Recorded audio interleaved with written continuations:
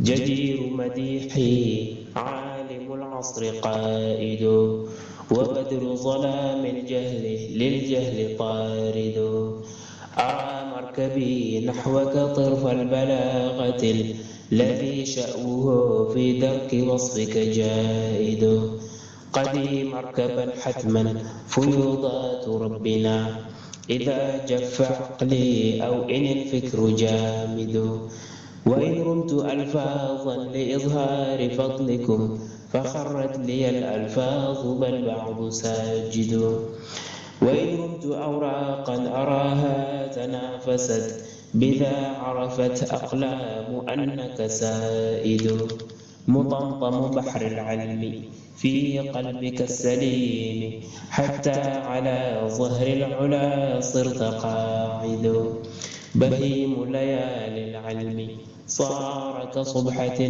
لتبيانكم غرا وحتى الأساود فتاويك قار للمسائل مطفئ صلاء لها للجاهلين مرافد.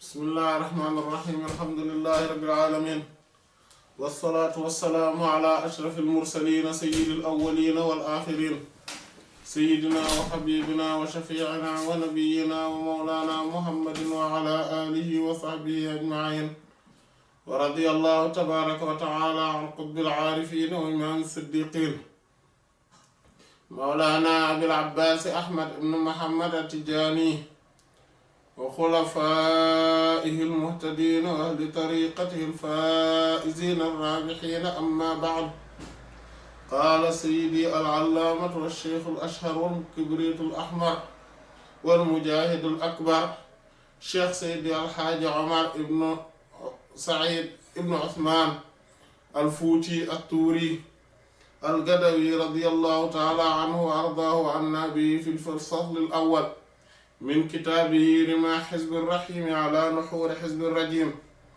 الإسناد المتصل في أول الكتاب إليه ناقلا عن وفي لواقح الأنوار القدسية. واعلم يا أخي أنه لا ينبغي لمقلد الإمام أن يسمى في جماعة الإمام الآخر خصوما كقوله إن قال الخصم قلنا كذا فإن حسن الأدب في اللفظ من أخلاق العلماء العاملين إلى آخره. Donc lors de la séance précédente, ou plutôt donc des séances précédentes, alhamdulillah, nous étions toujours sur le commentaire du chapitre 1 de Rimah حزب الرحيم على نحور حزب الرجيم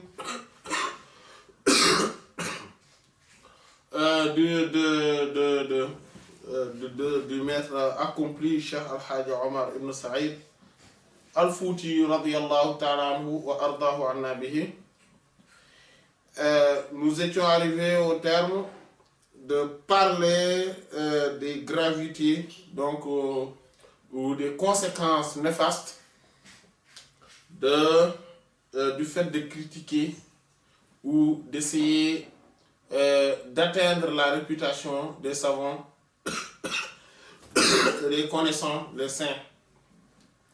Et là, on était arrivé aussi là où il rapportait la parole de l'imam al-Sharani radiyallahu ta'ala anhu dans Lawaqih al-Anwar al-Qudsiya, quand il dit que sache, ô mon frère, qu'il n'incombe pas à un muqallid, c'est-à-dire quelqu'un qui suit un mazhab.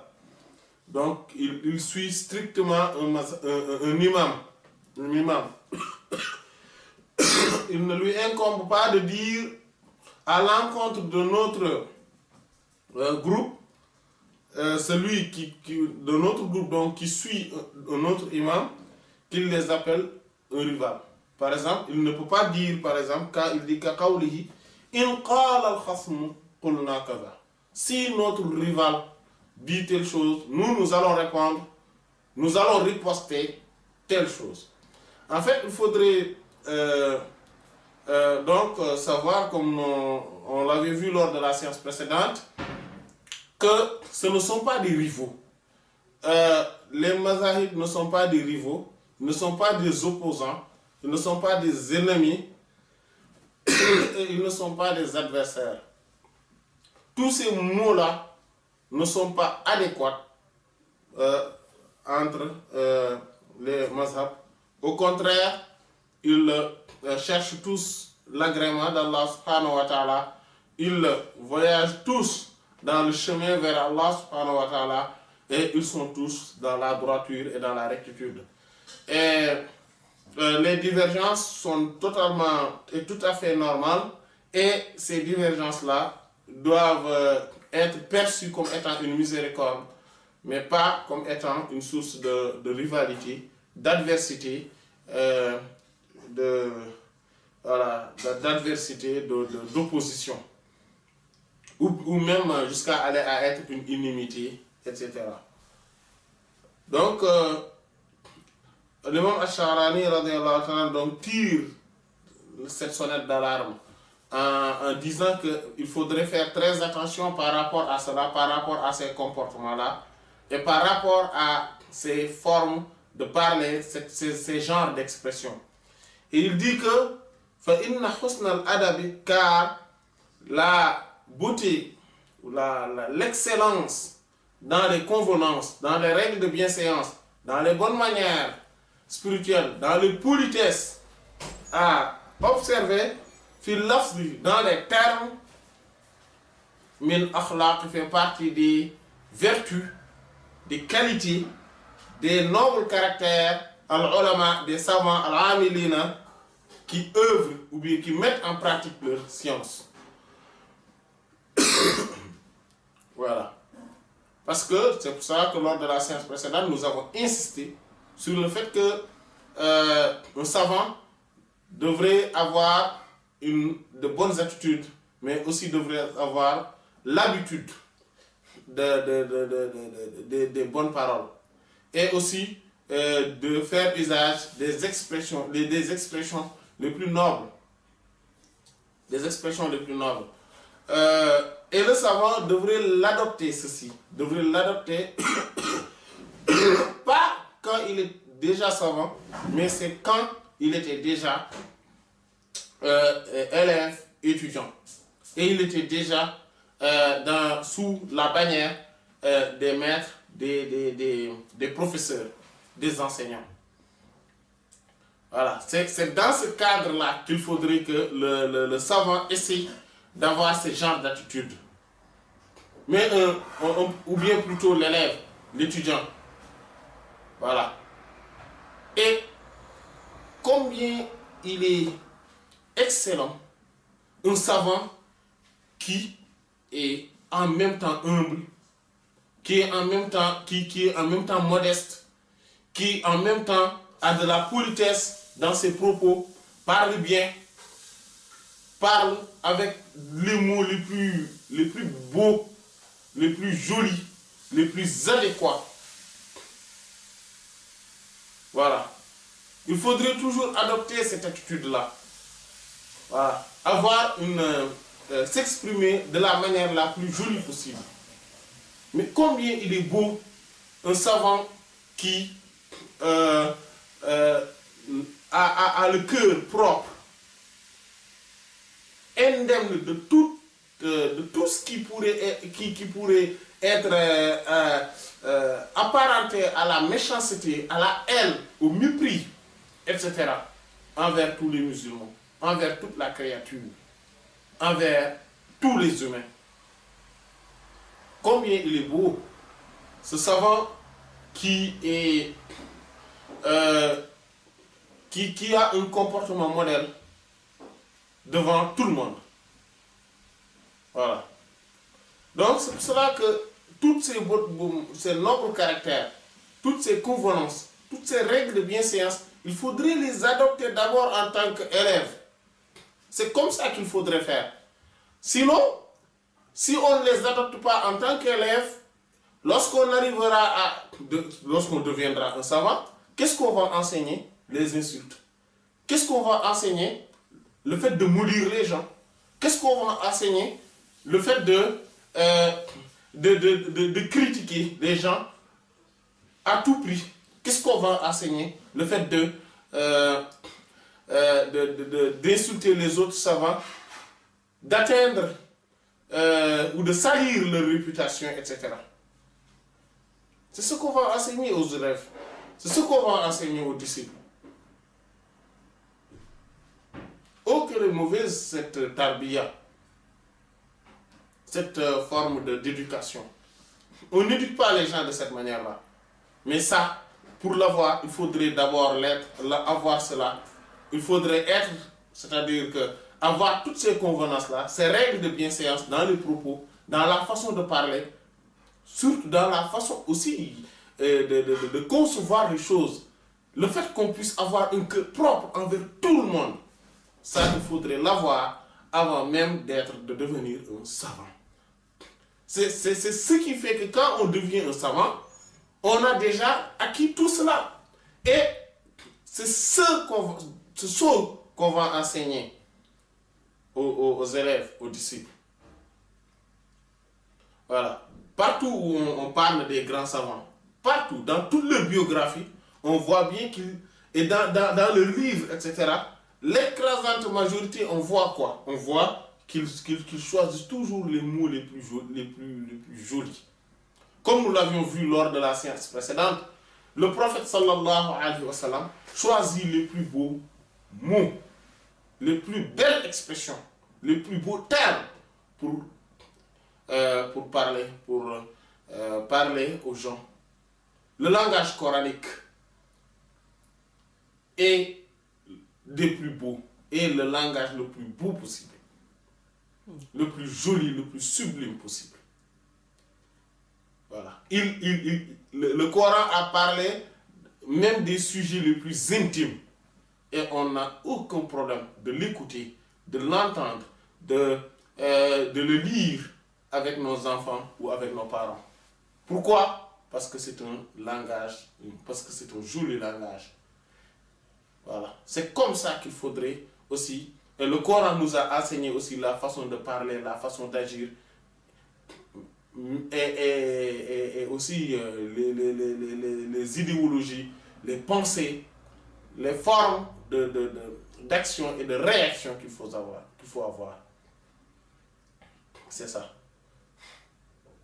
Le prophète sallallahu alayhi wa sallam aussi nous a enseigné cela.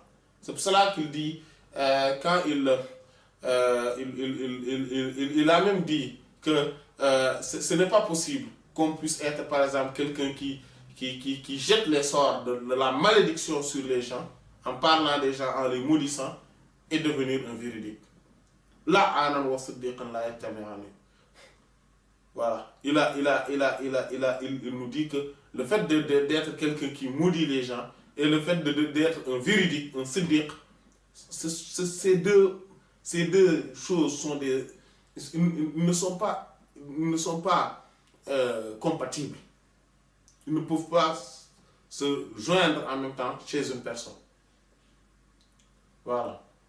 C'est pour ça que le prophète sallallahu alayhi wa sallam nous a enseigné aussi la belle parole. Et c'est ça. Les savants aussi, c'est comme ça qu'ils ont été. Voilà. Ils n'étaient pas vulgaires. Dans tous les sens du terme. Il n'y avait aucune vulgarité dans leurs expressions. Ils choisissaient les formules les plus belles. Et il y avait de la sagesse qui jaillissait de entre leurs lèvres. Mais c'est parce que aussi leur langue n'était que des interprètes de leur cœur, donc de la contenance et du contenu de leur cœur. Voilà. Donc c'est pour cela l'imam Ash-Sharani radiyallahu ta'ala anhu nous dit que l'excellence dans dans les convenances concernant les termes, les expressions font partie des nobles caractères et des vertus des savants qui mettent en œuvre et mettent en pratique leur science. Il continue, waqad et en vérité. Atla'ani m'a montré insanun, un homme, maratan une fois, ala kitabin, un livre, fir raddi, concernant la réfutation à la Abi Hanifa, envers l'imam Abu Hanifa al-Nu'man alayhi min Allah rahmatu wa ridwan. Radiyallahu ta'ala anhu. Radiyallahu, qu'Allah soit satisfait anhu, ta'ala, exalté soit anhu de lui. Donc, il dit que quelqu'un m'a montré un jour un livre. Et quel était le thème, le sujet du livre? C'était la réfutation envers la réfutation de l'imam Abu Hanifa. Radiyallahu ta'ala anhu. Et Fara'aytu, j'ai vu, fi tilka layla, dans cette nuit-là,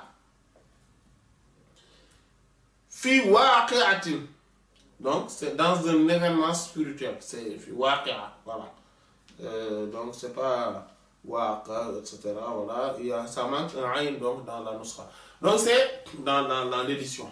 Voilà. Fi waqi'atin, dans une des visions spirituelles, dans un des événements ou des expériences spirituelles. J'ai vu quoi? Qu'est-ce que j'ai vu?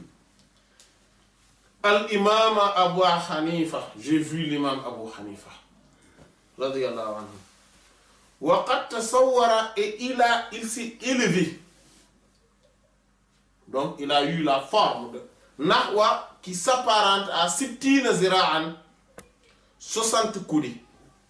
Fis Sama'i, dans le ciel.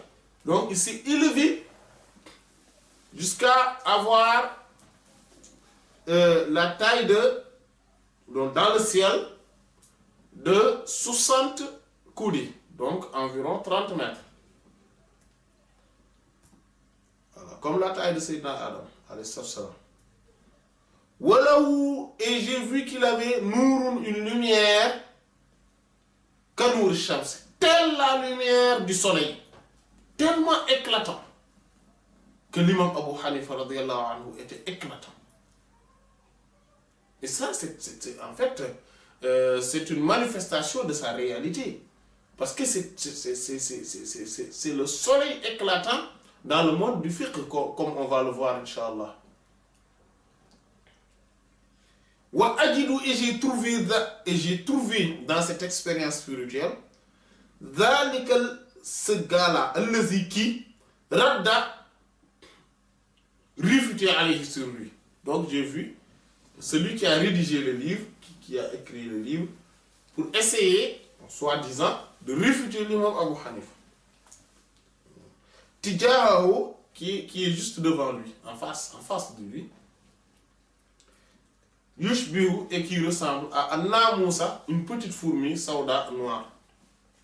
Une petite fourmi noire, je l'ai vue, comme ça. Intaha, fin de citation. Voilà.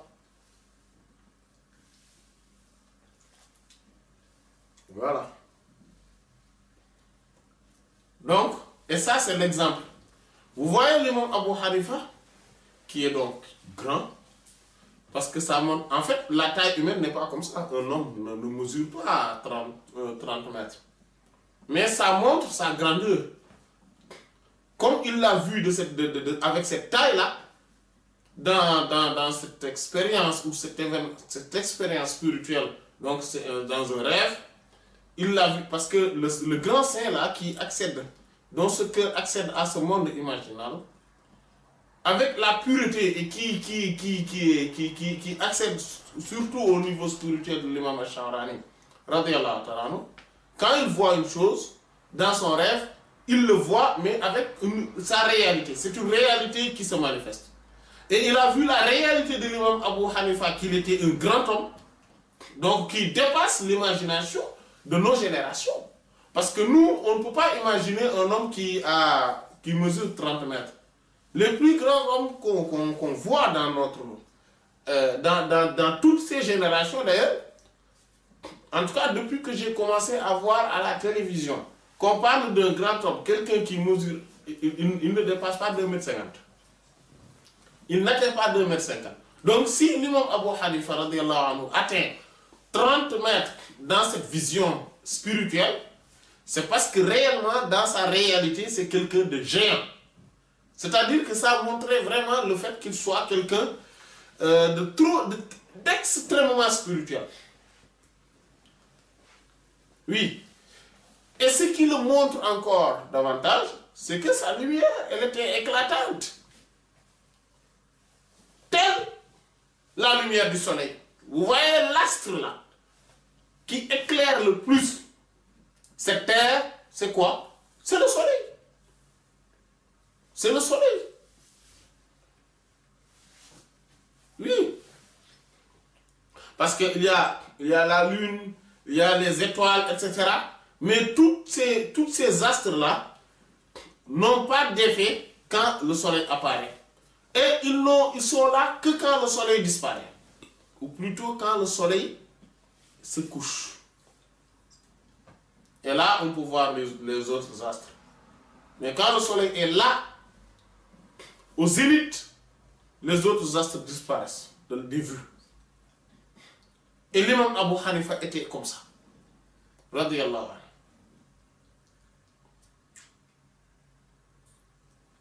Et c'est sa réalité qu'il a vue comme ça. Et ça montre combien Imam Abu Hanifa est un grand homme.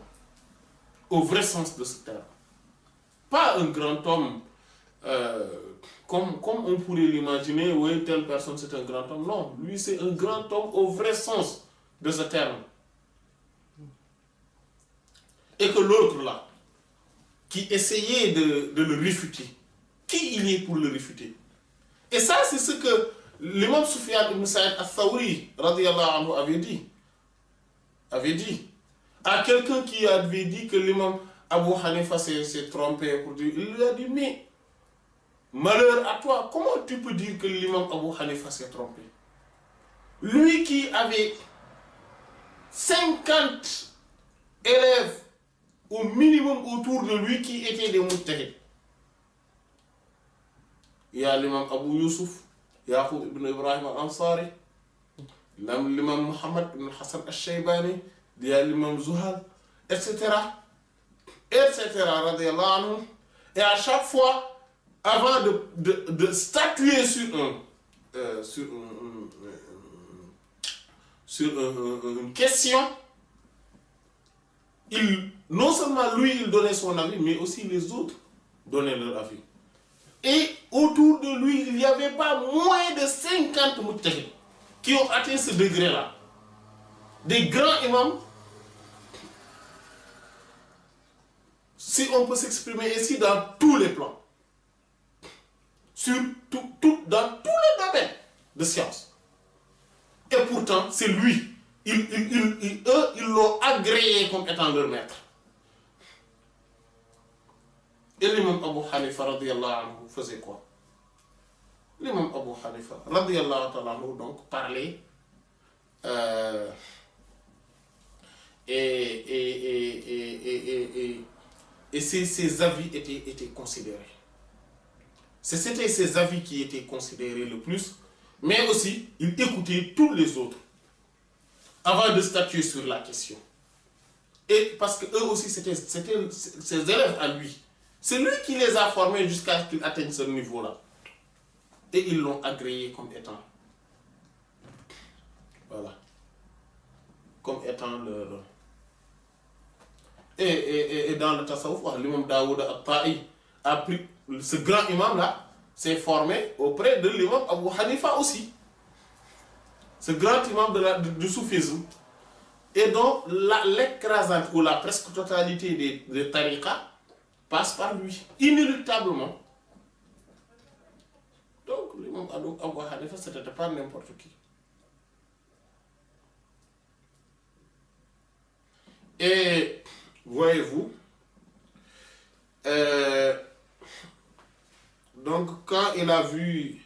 Donc, c'est pour ça que l'imam Sufyan ibn Sa'id al-Thawri avait dit à l'autre, malheur à toi, comment tu peux considérer que l'imam Abu Hanifa s'est trompé?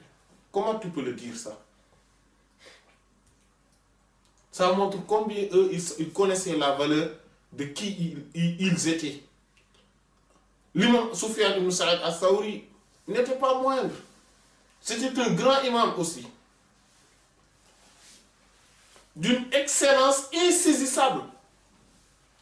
D'un niveau mais extraordinaire, incommensurable. Mais reconnaissait aussi le mérite de son congénère. À peu près, le congénère, oui. L'imam Abu Hanifa al-Nu'man, alayhi min Allah rahmatu wa ridwan. Voilà. Nu'man ibn Thabit. Radiyallahu anhu. C'est comme ça qu'il s'appelait. Nu'man ibn Thabit. Radiyallahu ta'ala anhu. Donc, quand l'imam...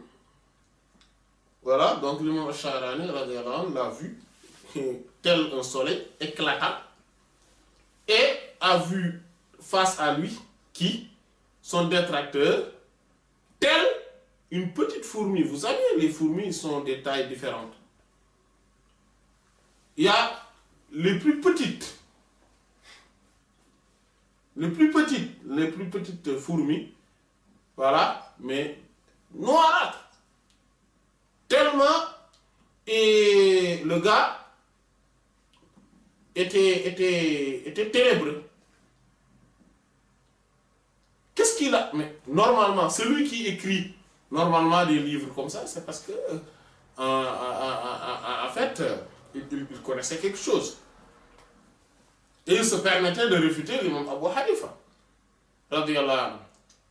Mais vu l'éclat et la grandeur de l'imam Abu Hanifa, il est, en fait, ça là, devant un tel soleil, il est réduit presque à une fourmi ténébreuse.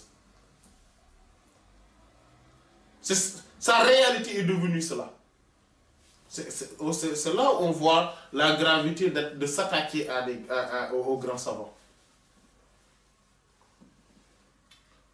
Il a dit aussi, donc Cheikh Omar reprend aussi, et un autre passage, quand il parle de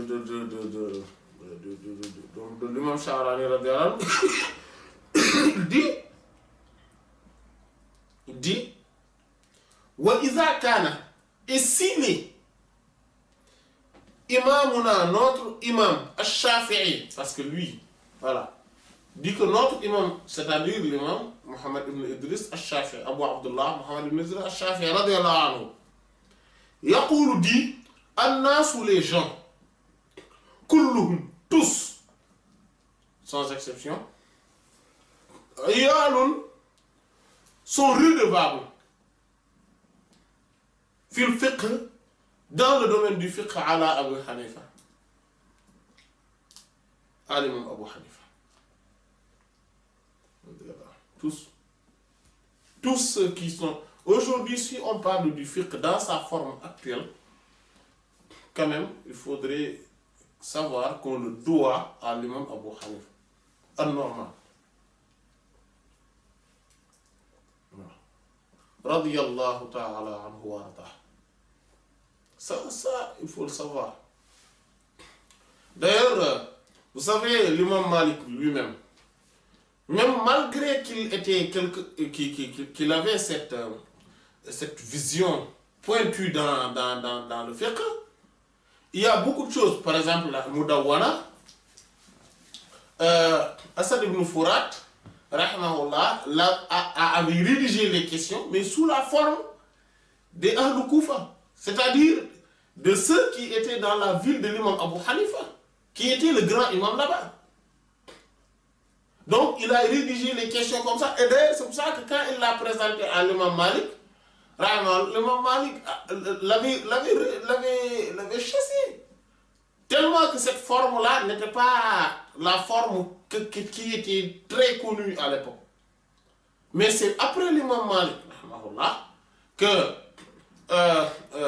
les autres ont répondu, comme c'est l'imam Ibn Qasim, Abdurrahman Ibn Qasim al-Otaki, avait donné donc les réponses donc, de l'imam Malik sur ces questions, etc. Et Et lui-même, quand il ne trouvait pas les propos de l'imam Malik, il a parlé et il a donné ses propres avis. Et après, bon, avec l'histoire de... voilà, pourquoi après l'imam Sahnoun, rahimahullah, l'a repris de lui et est reparti voir l'imam Ibn Qasim, rahimahullah, pour parfaire le livre, etc. Et que cette version-là était la dernière version. Ce livre-là, Al-Mudawwala, c'est le livre de référence par excellence et dans le mazhab maliki. C'est pour cela que tous les livres-là qu'on voit après, et notamment le Mukhtasar de l'imam Khalil ibn Ishaq, rahimahullah, mais ne sont que, en réalité, des résumés ou des précis, mais du Mudawwala et de ses commentaires et de ses charhes. Donc, c'est pour cela qu'il faudrait savoir que même le mazhab maliki, malgré qu'il tire ses sources de la science des gens de Médine et plutôt de des hadiths, etc., du nombre de hadiths, voilà, considérable, il tire également, mais il tire également sa source aussi, l'autre source, et sur la forme, etc., il le tire, mais inéluctablement, de manière indéniable aussi, de l'imam Abu Hanifa et de ses élèves, rahmatullah alayhi.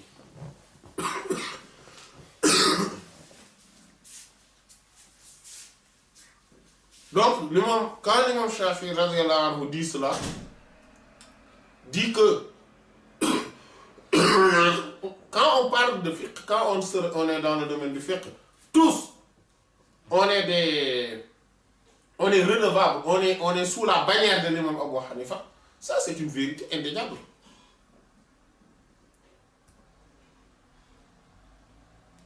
Donc, il dit, fa kayfa, donc comment, si l'imam Shafi'i radiyallahu anhu fait ce témoignage-là, comment Yassourou sera large, c'est-à-dire pourrait se permettre des gens comme nous, an yatasadda, qu'ils se montrent, qu'ils se manifestent de manière avec un ego, mais se rebelle au point de se dire qu'ils se manifestent, le rad, pour essayer de réfuter, aller sur lui, essayer de réfuter l'imam Abu Hanifa. Comment il dit Haza, ceci, fawq al-junun, est au-dessus des folies. Bitabaqat, mais à des niveaux, à des niveaux élevés. Oui. En fait, ça, c'est une forme de folie. Mais ce qu'il a dit là sur l'imam Abu Hanifa, radiyallahu ta'ala anhu, on pourrait le dire sur les autres imams, mais on pourrait le dire sur aussi d'autres savants qui sont... Voilà, sur beaucoup d'autres savants, beaucoup d'autres... Voilà, parce que c'est juste que quand nous, on n'a pas ce droit-là. Nous, ce qu'on a par rapport à ces grands savants-là, c'est le respect. C'est le respect, la considération, l'amour et les doigts. Faire beaucoup d'invocations pour eux. C'est irrespectueux quand on parle par exemple de l'imam Abu Hanifa, de l'imam Malik, de l'imam Al-Shafi'i. On dit juste, Shafi'i a dit, Malik avait fait, Abu Hanifa est parti. Non! On dit l'imam Malik, l'imam Shafi'i, l'imam Ahmad. Voilà, l'imam Abu Hanifa. Radiyallahu anhu. Voilà, et on dit rahimahullah ou radiyallahu anhu. Voilà. Quand même, il faudrait leur donner. Voilà, il y a un minimum de respect et de considération. Et de considération. Et même ceux qui sont leurs élèves, et les élèves de leurs élèves, des élèves de leurs élèves, etc. Jusqu'à même eux. Voilà. Quand on parle, non, on ne dit pas Kastalani a fait, l'imam al-Kastalani, on ne dit pas Ibn Hajar, non, al-Hafiz Ibn Hajar, etc. On ne va pas dire Abu Zayd a dit. Non, l'imam Abu Zayd al-Qayrawani. On ne va pas dire Kassani a dit, non.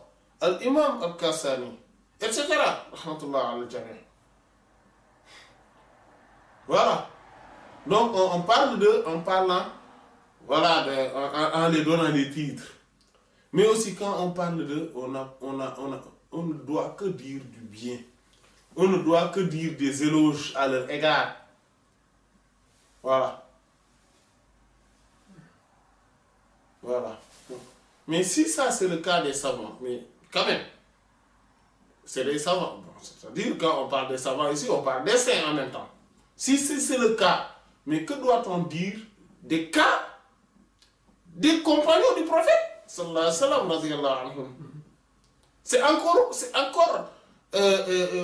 plus, c'est encore plus que nécessaire. Voilà.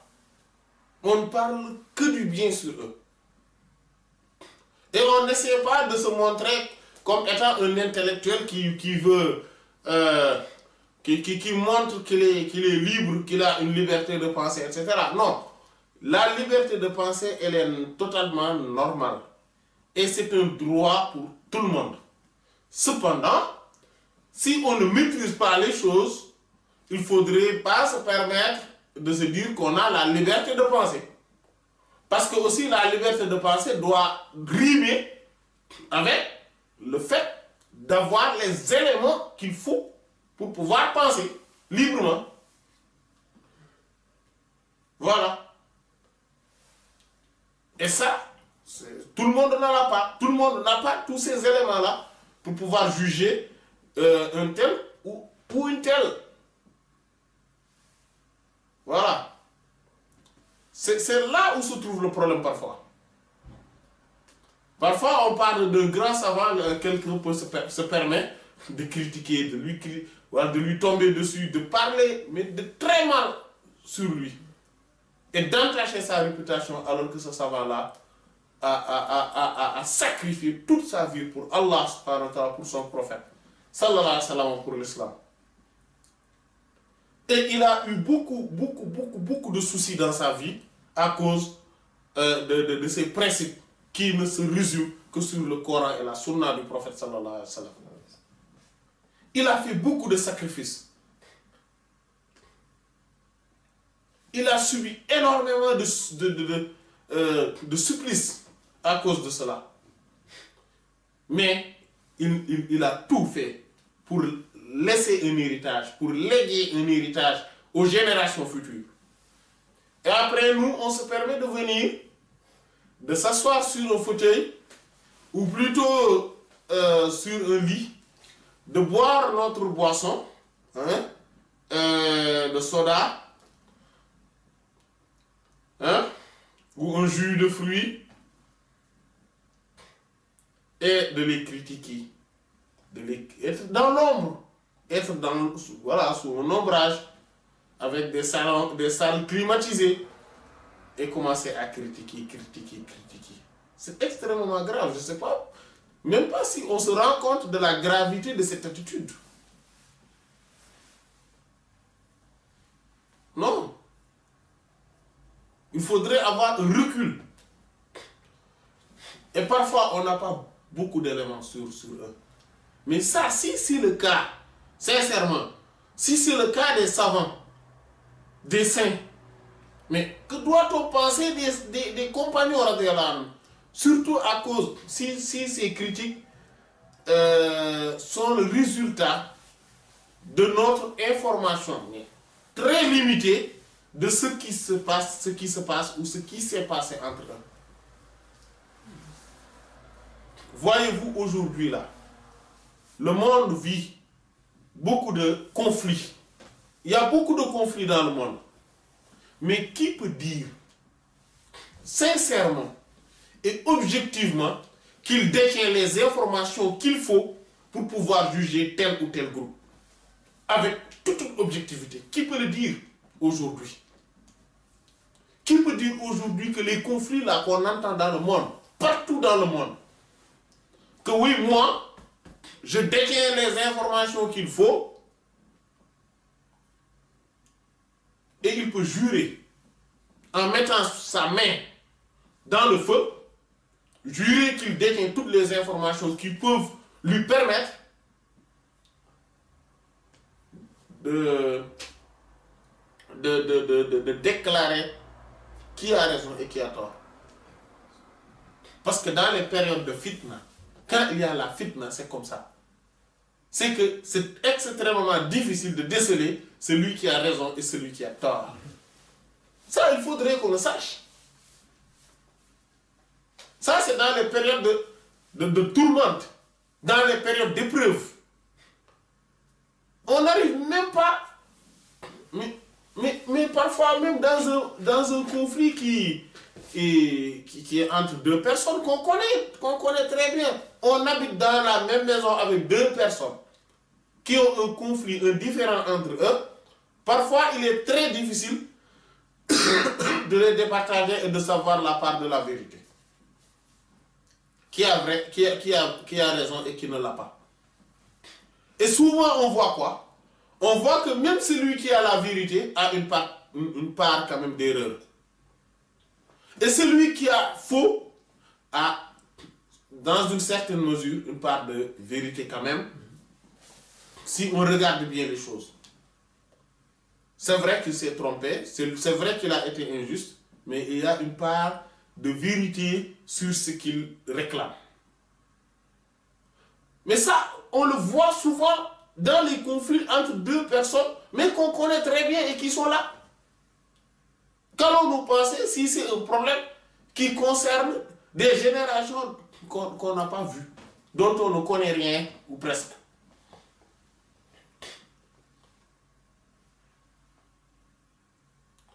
Mais, et même des choses qui se passent dans notre monde, là où on vit. On est là, présent. On a la possibilité de savoir, d'avoir les informations. Et malgré cela, on n'a pas les bonnes informations. Si c'est ça, c'est le cas de ce qui se passe aujourd'hui, dans les conflits qui se passent aujourd'hui, mais qu'allons-nous penser des gens dont Allah, subhanahu wa ta'ala, a déclaré, le prophète sallallahu alayhi wa sallam a déclaré, les savants, tous sont unanimes sur le fait qu'ils sont tous purs. Sur le fait qu'ils sont tous éclairés. Sur le fait qu'ils ont tous l'agrément d'Allah. Vous savez, l'agrément d'Allah, ça ne s'obtient pas comme ça. Ceux qui ont l'agrément d'Allah, ce sont les grands hommes.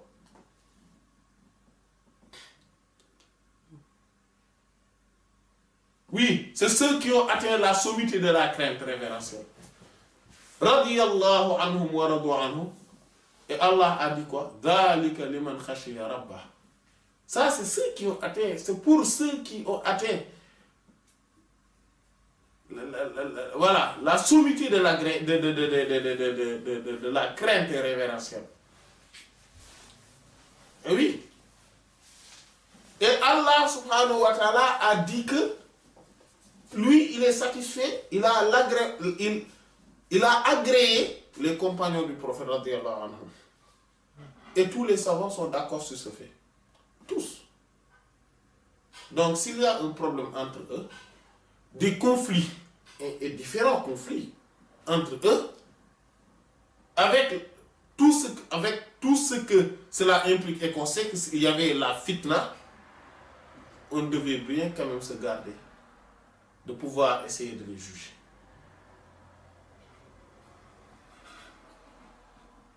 Voilà. Et que il faudrait aussi qu'on parle d'une chose. Le conflit n'est comparable à aucun autre conflit. Quiconque dit que ce qui se passe dans tel lieu, ce qui se passe dans telle maison, ce qui se passe dans tel conflit, ça a existé entre les compagnons du prophète sallallahu alayhi wa sallam, ce qu'il a dit, ce n'est pas exact. Les compagnons du prophète radiyallahu anhum, ce qui s'est passé entre eux, n'est comparable à ce qui s'est passé nulle part ailleurs. Voilà. Nulle part. Ça, c'est a fortiori. Maintenant, les savants, les saints, voilà, on sait qu'il y a ce qui se passe entre eux. Par exemple, regardons par exemple l'imam Badruddin al-Aini et l'imam al-Hafiz ibn Hajar al-Asqalani, radiyallahu anhuma. Quand on voit bien leur... on ne peut pas dire qu'il y avait un conflit entre eux. Mais quand même, en regardant leurs deux commentaires du Sahih al-Bukhari, surtout celui de l'imam Badruddin al-Aini, rahimahullah, on voit qu'il avait quand même qu'il avait quand même un certain comportement envers l'imam Hafiz ibn Hajar, rahimahullah. En fait, quand il parlait, même si tout se résumait dans la science, en fait, il disait à chaque fois, il y a quelqu'un qui a dit quelque chose, et après il finit pour dire que mais ça c'est rien du tout, ou pour dire que oui ça c'est faux, ou cette personne-là n'a rien vu. Il ne dit pas ça, il ne le nomme pas, mais tout le monde sait qu'il parle de l'imam al-Hafiz ibn Hajar, rahimahullah. Ouais, c'était des congénères. Et c'est-à-dire que même si on voit cela, on voit qu'il y ait cette divergence-là, mais il n'avait pas totalement faux sur tout. Mais son comportement-là, qu'est-ce qu'il lui a valu?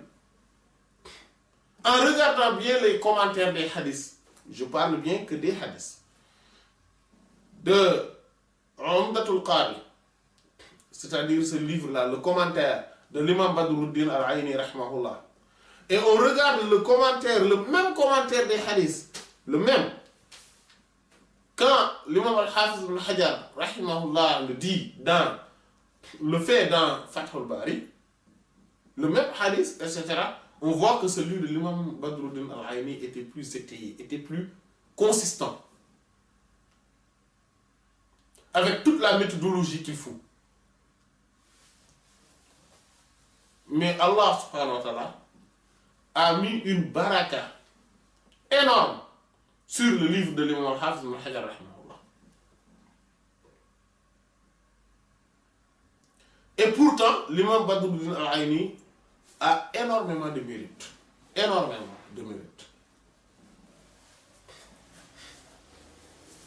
Mais le simple fait qu'ils disent qu'il y a quelqu'un qui a dit, c'est-à-dire le simple fait, et pourtant, ce n'était pas pour l'attaquer, ce n'était pas par méchanceté, ce n'était pas par haine ou mépris, non.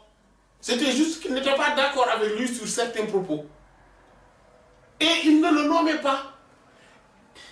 Et il avait laissé aussi des passages, de l'espace, afin que l'imam al-Hafiz ibn Hajar, rahimahullah, puisse répondre. Voilà. Sauf que l'imam al-Hafiz ibn Hajar, rahimahullah, entre-temps, est décédé. Qu'Allah soit satisfait de lui. Qu'Allah l'agrée. Qu'Allah lui accorde la meilleure des récompenses pour tout ce qu'il a œuvré, pour la sunna du prophète sallallahu alayhi wa sallam. Pour ce qu'il a représenté. Pour ce qu'Allah subhanahu wa ta'ala l'a choisi, afin qu'il le représente dans les sciences qui tournent autour des hadiths, c'est-à-dire des propos, des actes, des consentements, des descriptions physiques et morales du prophète sallallahu alayhi wa sallam. Voilà.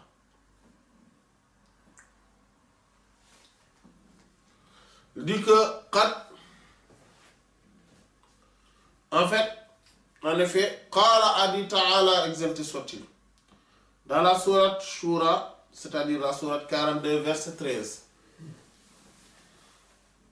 شرع لكم من الدين ما وصى به نوحا والذي أوحينا إليك وما وصينا به إبراهيم وموسى وعيسى أن أقيموا الدين ولا تتفرقوا فيه.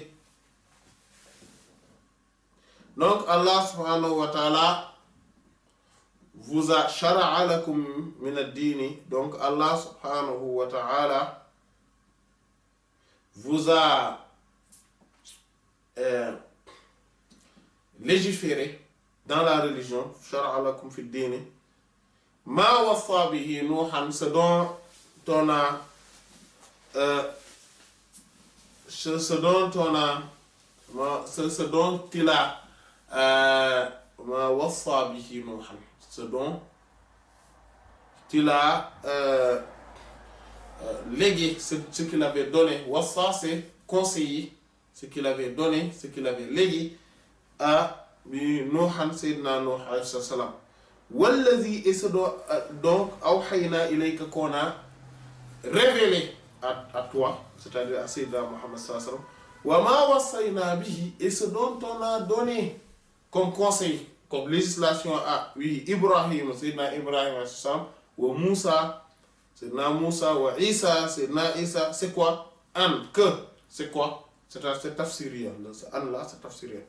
Aqimu ad-dina, dressez la religion, mettez-la en œuvre. Wala tatafarraqu fihi, et ne divergez pas, ne vous dispersez pas plutôt, ne vous disloquez pas. Voilà, à son sujet. Donc, il dit, fa amara Allah, donc Allah subhanahu wa ta'ala exalté soit-il, a ordonné bi iqamati din, de dresser la religion, de le mettre en œuvre, la bi ja'ihi, et non de le mettre debout, de le dresser, de le stabiliser, et non de le terrasser. La bi ja'ihi, et non de le terrasser, de le faire coucher. Bit takabbur, par comment on terrasse la religion? Il dit bit takabbur, par l'orgueil, par le fait de se montrer orgueilleux ala a'immatihi, envers ses dirigeants, ses imams. Il dit wa hadha, et ceci, wa hadha al-amr, et ceci, qad fasha, c'est propagé maintenant, fi muqallidi al-madhahib, auprès ou bien chez ceux qui suivent, qui pratiquent le suivisme des mazhab, des doctrines. Voilà. Fatara, et tu vois qu'est-ce qui se passe? Tu vois kull insan, chaque être, chaque personne, yadhadu, qui méprise, qui se moque de hujjata ghayrihi, les arguments de l'autre. Hujjata, les arguments ghayrihi, de l'autre. Hatta, jusqu'à ce que la yakadu, peut s'en est fallu qu'il ne reste là pour lui tamassukan, quelque part où il pourrait se baser bi kitabillah, bi kitabin, que ça soit le livre, le Coran, ou la sunna, ni sunna. Voilà. C'est-à-dire que, en fait, il dit que pour la plupart des gens qui suivent inconditionnellement dans le mazhab, souvent on les voit, ils ont cette attitude-là. Qu'est-ce qu'ils ont? Souvent, il dit que c'est très répandu chez eux. C'est très répandu. Qu'est-ce qu'ils font?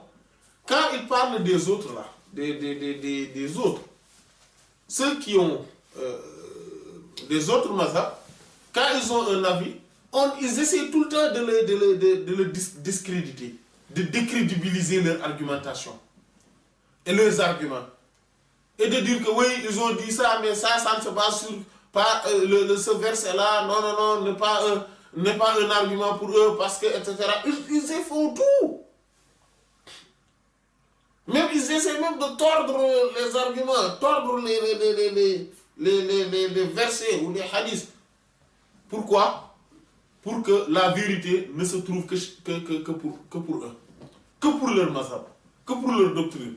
Et ils essaient tout pour montrer que, oui, c'est nous qui avons raison, voilà, et les autres ont tort. Jusqu'à ce qu'ils ne les laissent même pas une possibilité qu'ils puissent se baser sur un verset du Coran ou sur un hadith donc de la sunna du prophète sallallahu alayhi wa sallam, au moins pour s'en sortir, pour se dire que voilà, en fait s'il dit ça, c'est parce qu'il y a quand même, ils ont quand même des versets du Coran, des hadiths du prophète sallallahu alayhi wa sallam dans lesquels ils se basent pour dire telle chose, et que c'est acceptable, c'est-à-dire que c'est une argumentation, c'est un argument recevable. En fait, quand il parle de, c'est comme s'il n'y a pas cela. Comme si eux, ils n'ont même pas En fait, comme si c'était des gens qui n'ont aucune compréhension du Coran et de la Sunna. Pour eux, il n'y a que leurs mazhab qui ont une bonne compréhension du Coran et de la Sunna. Et ça, c'est nombreux. C'est beaucoup parmi.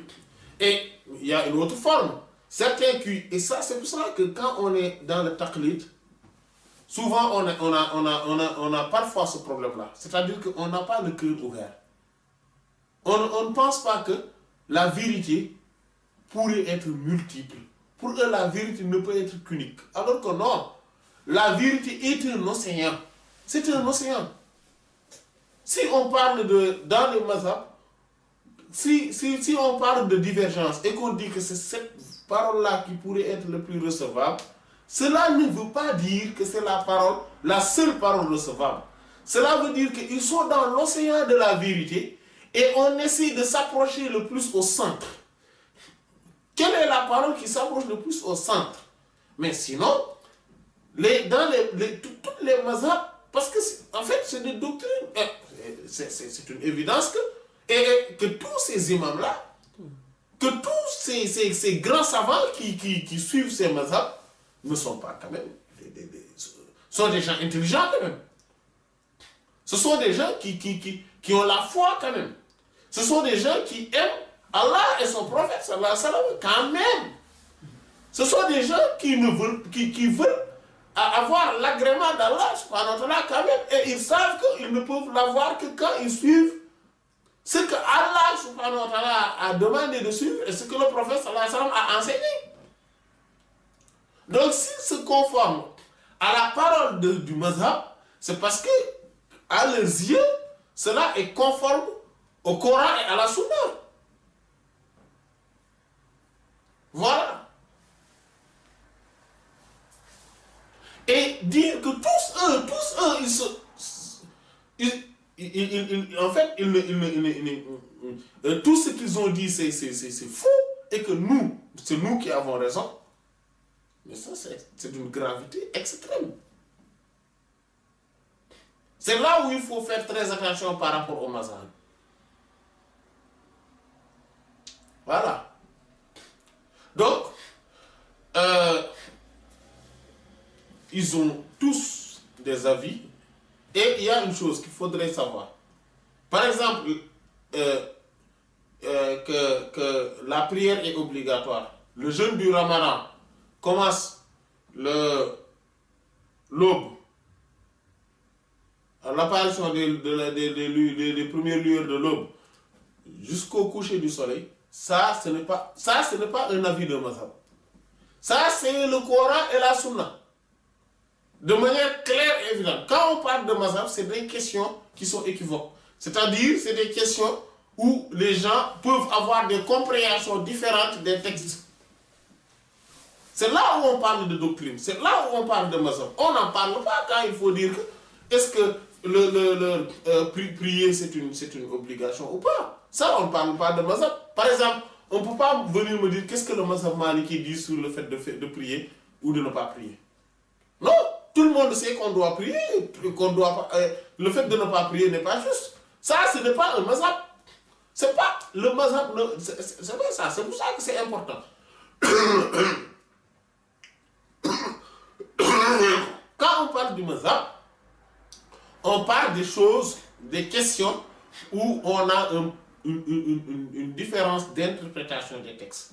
Et c'est là où les mazhab, voilà, agissent et apportent selon les principes fondamentaux, les méthodologies fondamentales qui sont mises en place pour accéder aux réponses à ces questions-là. Et tous, ils ont raison dans leurs principes fondamentaux, dans leur base, dans leur méthode ou méthodologie fondamentale. C'est pour cela qu'ils vont accéder à la vérité. Mais sauf que quand on dit que maintenant, quel est l'argument le plus recevable, quel est l'avis le plus recevable, etc., c'est par rapport d'abord à la vision de celui qui va maintenant opter sur cet avis, opter cet avis, mais aussi c'est pour justement dire qu'ils ont tous raison, mais moi je vais chercher celui qui s'approche plus du centre de la vérité, de telle sorte que je pourrais me dire que si le professeur Hassan aujourd'hui était là, c'est cet avis, c'est ça qu'il allait dire, c'est ça qu'il allait faire. Mais prendre cela comme étant, oui, les gens ont divergé, etc. En fait, prendre cela comme étant des rivalités, etc., ça c'est extrêmement grave. C'est extrêmement grave. Bon, Inch'Allah, on va reparler lors de la séance à venir, Inch'Allah. On va débuter sur cette question-là et d'essayer de le développer parce que c'est extrêmement important. C'est important de ne pas avoir cette attitude et ce comportement-là, d'être là en train de critiquer les autres mazhab et surtout penser que nous sommes les meilleurs et de dire que oui, le meilleur mazhab c'est nous avons tel chose, etc. Et essayer et le dire de telle sorte que qu'on est tenté à mépriser les autres mazahib, les autres doctrines, les autres écoles. C'est ça qui est grave. Qu'Allah nous en préserve. والله تعالى أعلم وصلى الله على سيدنا محمد فيض الكتم نورا أحاطكم ويسقيك أنوارا وعمت أماجد وأسراره تسري كليث لفرهد على روحك الأصفى وظلت مكائد فما كثرت إلا عليك مدائحي وما حسنت إلا عليك المحامد وما لي بقول فيك إلا شهدته شهادة حق ليس فيه زوائد بل اسمك عنوان العلا فيك خالد محمد أنت المصطفى أنت عابد